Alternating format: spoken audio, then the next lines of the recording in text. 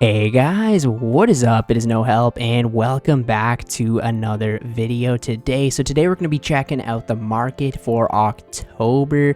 A lot has changed in the past month. First of all, we got the Varlamore Part 2, which added a bunch of new content to the game, like the Huey boss, even things like mixology. So there's a lot of new items to check out. Also, Araxor was last month, and I want to see how the price is kind of stabled for those items. So yeah, it should be a fun video. So the very first item I'm going to be checking out today is the Dragon Hunter Wand. This was released with the Huey boss. So yeah, we'll check the past month of the item. Of course, when it first drops, it's going to be worth quite a bit. But people were thinking you could maybe use it for Olm or whatever. But it seems like right now it's only useful for metal dragons. And most people just cancel those tasks anyways. I think the only reason it's still even this high of a price is one, the rarity of it, and two, people are expecting it to be buffed in the future. So yeah, it's sitting around 30 million GP and it's even dropping a little bit more. Kind of sad. I was hoping it would be more useful than that.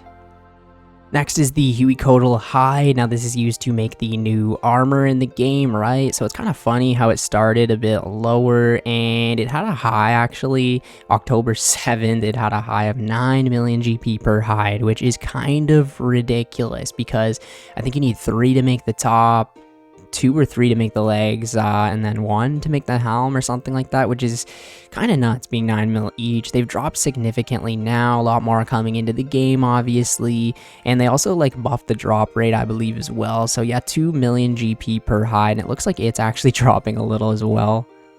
We've got the Tome of Earth, which is another drop from the Huey boss, and yeah, it seems to be dropping quite a bit. It was around like a 1.5 million GP for a while, but it's dropping quite a bit. We'll take a look at the past week of this item. There's been a little bit of a high of 2 mil. But yeah, it's dropping pretty low now, obviously. And it looks like they're about a million GP, 900k. So still expensive if you're low level, I guess. We've got the Chugging Barrel. It used to be called the Pre-Pot Device, and this is from the Mixology minigame. When this first came out, man, like I heard some people selling it for like 300 million GP, so yeah, obviously between the ranges of here. And for a little while, it still kept a decent price. Now, basically what this thing does is you can put a bunch of potions in it, click it once, and drink all of them at once. So it has niche uses, obviously, and like higher end level players will want it.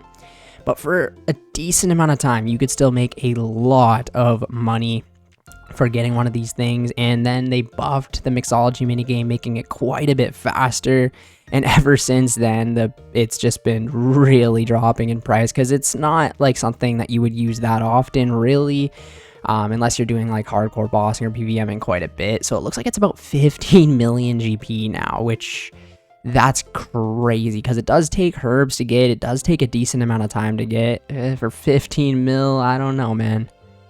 So blood runes have been kind of all over the place in the past year anyways, and I've been crafting them on my alt for a decent amount of time now, and they were a pretty decent amount. Like at the start of the month, like last time this month, it was 305, and they're dropping a little bit, but they're still a decent price compared to what they used to be. Obviously, we'll take a look at the past year, right?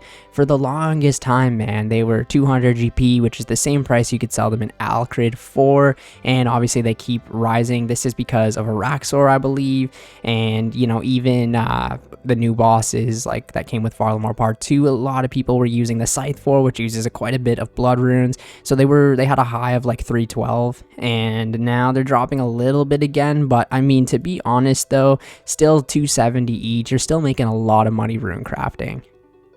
The Blood Moon armor has been crazy the past month, obviously because of the Huey boss. Like even just September 19th, 9.4 million GP for the Tacits. Look at this rise, and it's still up there at 16 mil. We'll take a look at the last like year of this item, right? Obviously when it first came out, and then 4 million GP and continuous rise. Like that's pretty crazy in 1 month, going from 9 mil to 16. Kind of the same story for the chest plate, 4 mil all the way to 12, and the past year of this item, it was, well, even cheaper, man, and it's just on the rise because it's so good at the Huicoatl. The Blood Moon Helm is almost even more crazy. Look, 800k, you know, and then it had a high of 9 million GP, so that's like 10-11x.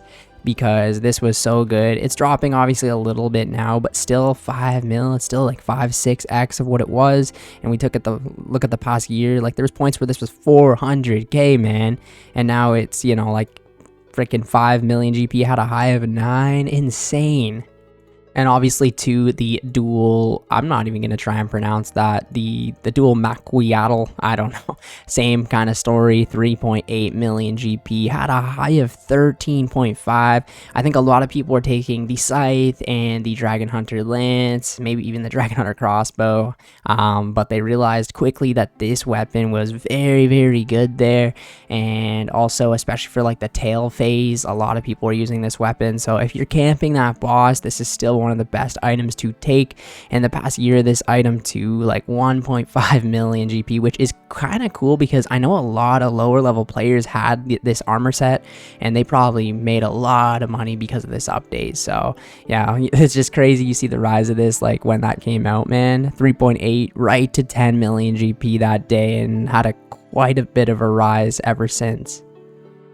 Zulrah skills, good old Zulrah skills are always usually profitable, but again, I think Jagex is really fixing the bots on some of these bosses, because 247, and even where it dropped right now is still 267. It did have like a pretty decent high this month, almost 300 GP per Zulrah skill.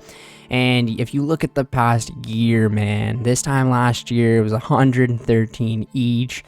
And now we're cruising at about 290 each. So that's what, like, it tripled its price in a year. And around here, I guess they maybe started dealing with some of the bots, and a continuous rise since then. Pretty much the same story about Vorkath. I made a video the other day about killing Vorkath and why you should do it right now. Because look, even the past month, the bones went from 20k, had a high of 26k each.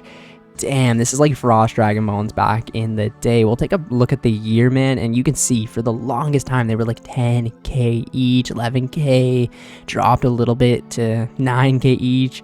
And around the same time, May and June, when the Zulrah skills went up, the same thing happened with the bones, man, and they had a high of 26k per bone.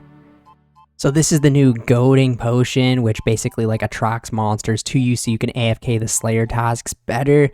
And obviously when it first came out, they were ridiculous, like 200-300k each, right? So they've been dropping pretty much ever since then. I kind of want to see if they stable. A lot of people were guessing they would probably stable at around 80 to 90k GP, maybe even 100.